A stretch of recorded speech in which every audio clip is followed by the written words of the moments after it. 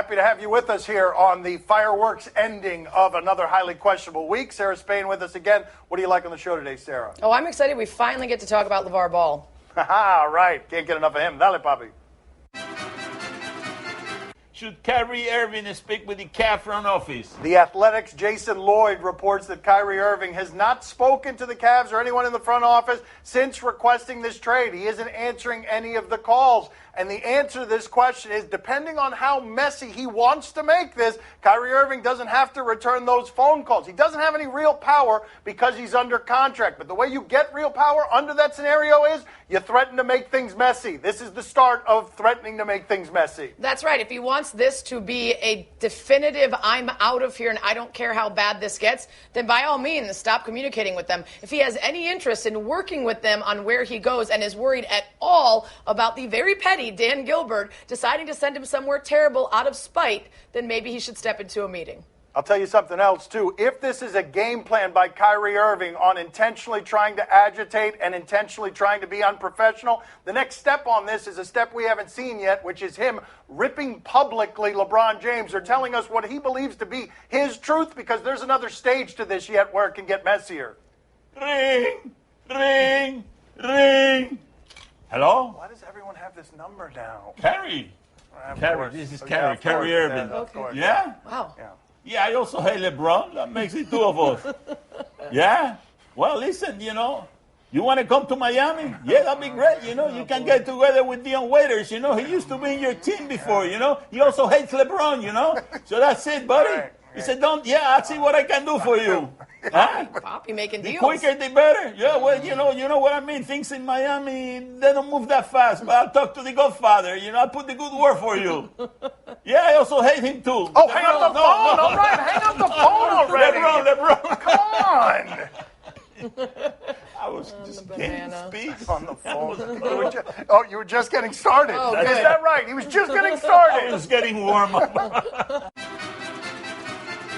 What do you make of Aaron Rodgers' rekindled love affair with football? This is an excuse to just talk about football and Aaron Rodgers. It doesn't matter whether it's in a Jason Wilde story from ESPN, the magazine, or not. And it's basically Aaron Rodgers trying to be a little more like Tom Brady, feeling creeping mortality and having the equivalent of a midlife crisis, which at his age is where you'd find it in football. He is dedicating himself to this thing that he loves, and instead of buying a Corvette or doing other midlife stuff, he is saying, I want to play for 10 more years because I am enthused about what it is that I'm married to. Yeah, you can take this one of two ways. This is either the usual camp story, which usually reveals itself as this guy is in the best shape of his life. This is just Aaron Rodgers' version of I had the summer off, I'm super excited about my new Trapper Keeper and my new highlighters, let's get to class. Or it might be that he's actually paying attention to some of the playbook that Tom Brady's leaving him, whether that's how to eat, how to talk about the preparation that he loves, or any number of other things. And if he's going to follow anybody, seems like a pretty smart guy. You must be very excited about Yes. precious little Yes. Rodgers. Yes, the only thing here that's more rekindled than his love affair with football is my love affair with him. Very one-sided. Do you believe LeBron James wants to team up with Russell Westbrook in the future? For all his unpopularity or polarizing nature, LeBron James has largely been right with the decisions he's made over the last 7 years. He's been a step ahead, but now, for the first time, he's clearly a step behind. So how does he fix that? Cleveland hasn't been able to fix it by re-signing Korver or adding Derrick Rose. So if they don't fix it this year, he's going to end up fixing it himself. Whether it's with Russell Westbrook or with others, he's going to find a super team so that he can catch up to Kevin Durant. Yeah, I mean, we got to pump the brakes on them working out together as some sort of sign that LeBron has this long-term plan to unite with him. It's possible, and it would certainly be thrilling to see two enemies come together to fight a common enemy in the Golden State Warriors and Kevin Durant. I like that narrative, but for now, let's pump the brakes on, if they're working together, that must be some diabolical plan that LeBron has. I do love the idea, though, of Kevin Durant did that to Russell Westbrook, and then Russell Westbrook counters by doing that with LeBron James. Can I say something to Russell Westbrook? You're going to say it whether we allow you or not, Poppy. Hey, Russell Westbrook, You're a spring chicken. You don't want to spend the best days of your career playing with an old guy like LeBron, you know? LeBron is over the hill now, buddy. You know, by the time he gets to you, he'll be shot, you know, and then he wants to get all the spotlight from you, and you'll be wasting your time. You'll never get another ring. Stay away from LeBron. Dan, don't let your dad near any of your girlfriends. Well, by the time he gets to you, he'll be shot, is the word that he used. That's not the word he meant. It sounds like shot, some of the same letters. Was LaVar Ball out of line for getting a referee replaced mid-game and saying she needs to stay in her lane? A big baller brand. It needs to be spelled baller, B-A-W-L-E-R.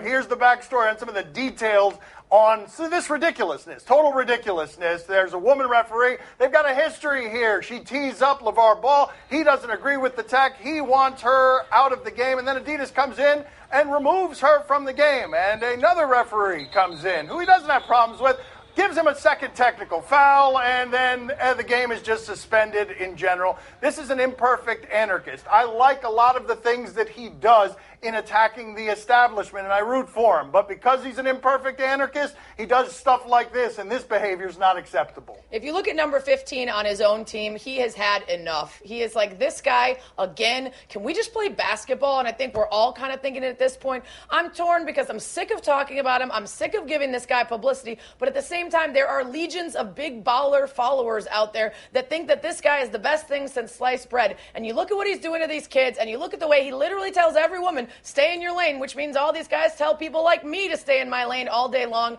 And I feel like I want to speak out on it, so I'm not the only one who thinks this and isn't using a microphone to say it. That's one of the dangers in empowering someone like this with fame and with all of this attention, that he becomes emboldened and the kids stop mattering because it becomes all about him. The kids don't get to play because of some of the stuff that he's doing. You know, that referee is going to make it to the NBA, and she's going to be refereeing those Laker games, and then things are really going to get nice for LaVar Ball. They're really going to be good there. She's going to call so many technical fouls on LeBron James playing with Lonzo with the Lakers. Coming up next on Highly Questionable. It's going to be Locke. Look at him. I mean, come on. I mean, come on, man. Of course. Oh, he's going to fall. Don't fall. Oh. Yeah, what? It's going to be a strike. Of course it's going to be a strike. Why is he in the fetal pose? Is this part of the technique? That's showmanship. Time to play the game that has a tea time in an hour and needs to hurry this up. Do you question? You give us topics and events, and we question them. Do you question which entrance was better? The Steelers had some exciting entrances. We will do anything to get football in the show. Thank you, Antonio Brown and James Harrison, for entering camp this way. Oh, my goodness. Yes, this is Antonio Brown. It's not merely the car, it's also the back seat with the chauffeur. Yes. There's a seat next to the driver in the front seat, but no thank you, I'll take the back seat. Driver. I think that's just a newfangled Uber. You can order those now. You could get Uber old-fashioned. Yeah. What else we got here? Can you get You this get a on drink, Uber? too. You get a drink with it. It's an old-fashioned and an old-fashioned car. Can we get James Harrison's Uber? Let's see what he's got. Oh, what? Yes, that's No. right. Why? Yes, because it's James Harrison. Right. He's got to make an entrance. The funny thing is he's not in the truck. He's pushing it. Which one's better? Pick one, Sarah. Which one you got? Oh, the first one for sure. I don't driver. know. The fire truck, though, the noise adds an element that Antonio Brown doesn't have in his antique car game, unless there was a horn sound there I He's missed. driving it. Oh, that's nice. That's a good touch. Yeah, and unshown here is that he'll throw it later at his quarterback. Do you question whether Simone Biles should be driving? Simone, although I understand why someone doing the show in their second language would make it Simone, there's an E at the end. Let's check in with her after she's had her wisdom teeth pulled, so she's on some anesthesia. Yeah. Oh, my God. Oh, good for you. Yes. Is that driving or dancing? Is this real life? Okay, she's driving. Oh, my God. I thought she was dancing, but that... Yeah. Why is she overusing her horn? Why? And then she's out. I love that she shared it, though. It's Friday in Miami. I'll have what she's having. Right, exactly. Let's go to Wet Willie's. Call a cab. Well, everybody falls asleep when they're driving, don't they? Yeah, no, Dad, that's By just the end of you. the show, I'm taking your license away. That's it. Just you.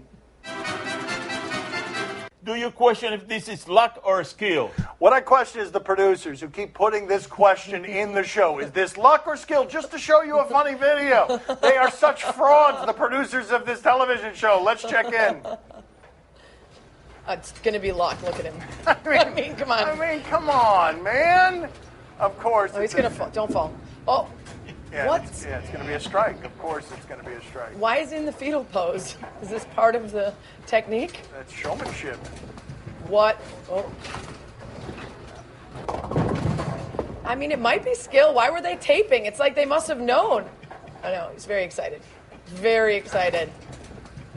I would never take that kid bowling. It would take 3 hours to get through 10 frames. I'm over it, kid. Well, that didn't really impress me. I have seen better strikes. You have? Yes. Oh, no. I mean, no. he's right. No, he's right. someone's going to die. Yeah, no, What? that's better. No. Nobody's going to die except those pins. Yeah. How many times do you think he tried that and didn't quite get the ball through his legs before he got it down? I love that my father just torched that toddler. You think you're impressive, kid? Let me show you impressive. Do you question his hygiene? Oh, no. Okay, this is where we're running toward the end of the finish line. The end of the finish line is the end of July.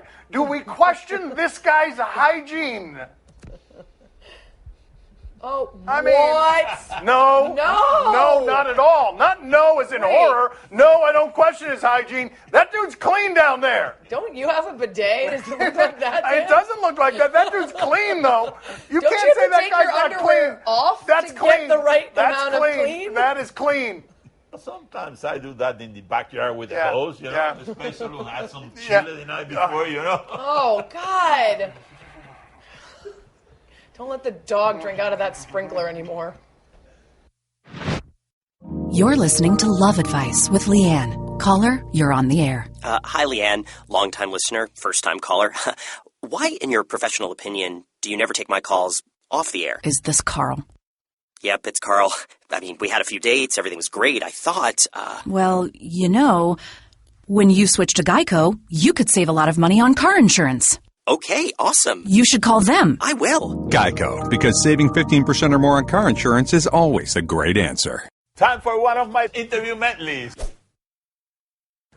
Josh, what's the most memorable family story about you and your brothers fighting? There has to have been some sort of competitive thing that went off the rails and exploded in a way that the family still remembers. Yeah. Well, my older brother who's here today with me, we were playing hoops, and I don't know if it was my younger brother or we were playing hoops in the yard, and I won, and I was talking trash and a lot. And he didn't like that too much, and so he chases me around. And you know, typically, you beat him in basketball, then it got physical. And it was like, let's just fight, you know. And so I'm running from him, and he pushes me down.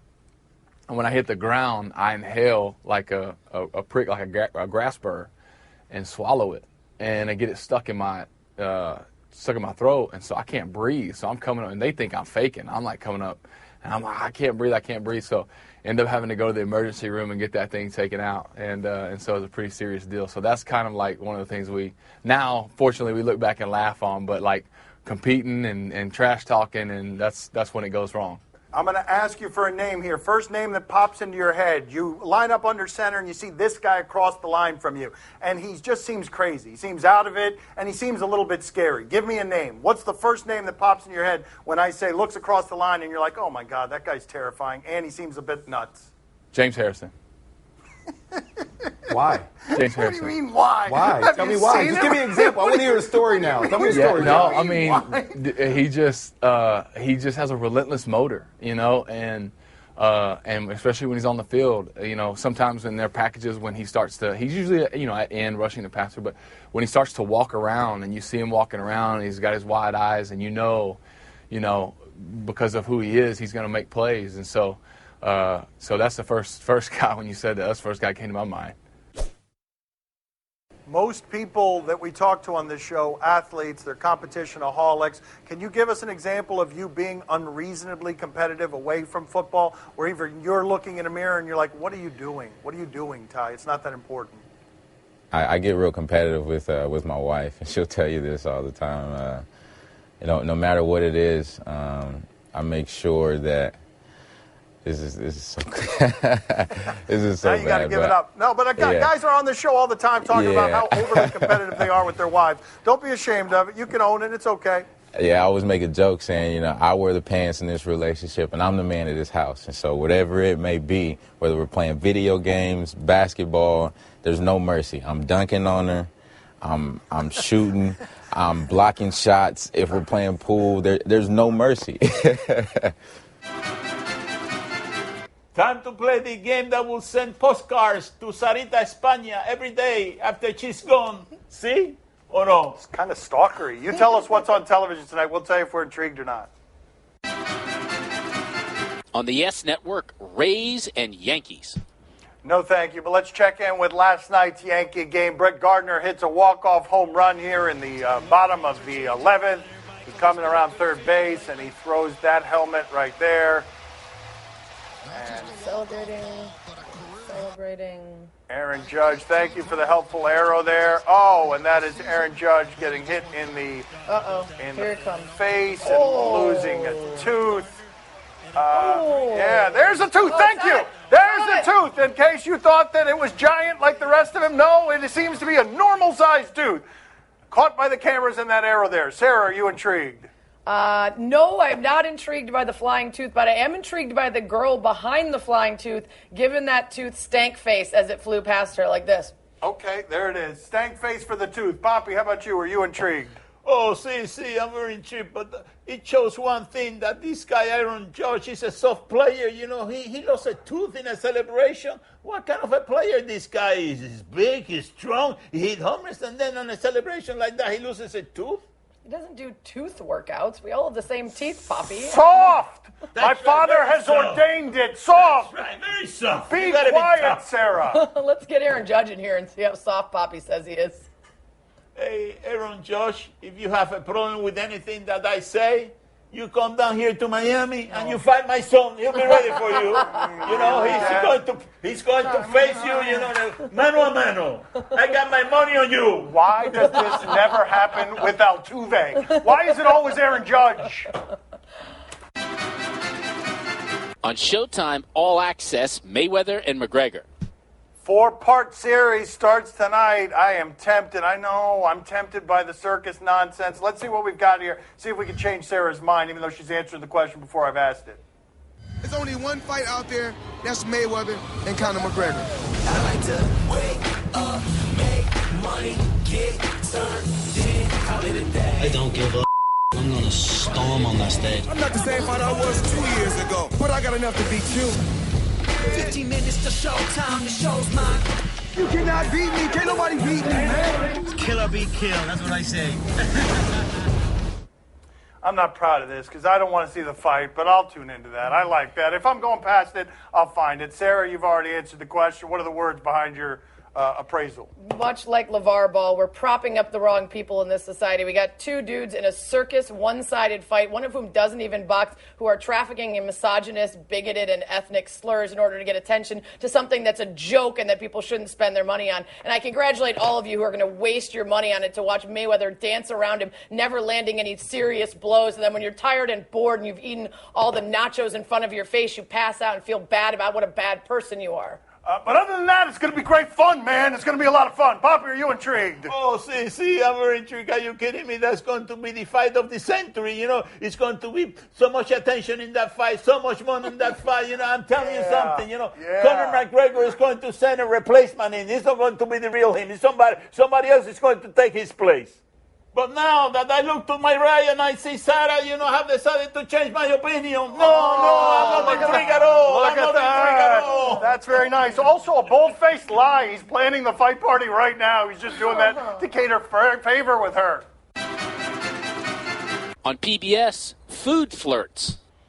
PBS Food Flirts. These are the brass sisters, and they make their way into kitchens all over the country, flirting their way in so that they can eat exotic foods, I guess for free, or just by, tempting the chefs with temptations. What do we have here? We have a bucket list, I'll say. Yes. It's a bucket list of foods we want to try. I want to take you for your first slurp of ramen. Slurp. We love food. We love people. Oh, this looks beautiful. What can I say? We love to flirt. But we're harmless. Speak for yourself. All right, adorable food ladies. Sarah, are you intrigued? Of course, they are adorable. I feel like Poppy should start doing that around the hot spots in Miami. Flirt his way to some free empanadas. Poppy, are you intrigued? Oh, see, I'm very intrigued. They love to flirt. Ladies, you come down to Miami and you flirt with me. That'd be a hell of a mashup, Excellent. What kind of food do you have to offer them, Poppy? Black beans, I got rice, I got fried bananas, platanitos, plantains, mariquitas. He's also got a wife for Cuban 50 salmon. years, so isn't going to like how we ended the show today. That's all the time we have for today. Thank you for watching. Our thanks to España over here, Sarah Spain, for spending the week with us. We'll talk to you on Monday. Ring, ring. Hello? Yes, honey? No, I was only kidding. I was for TV. No, wait a second. No, only kidding. For TV. What? I'm going to sleep on the sofa now. No, honey, it was only kidding. Yeah, I know. She hung up on you.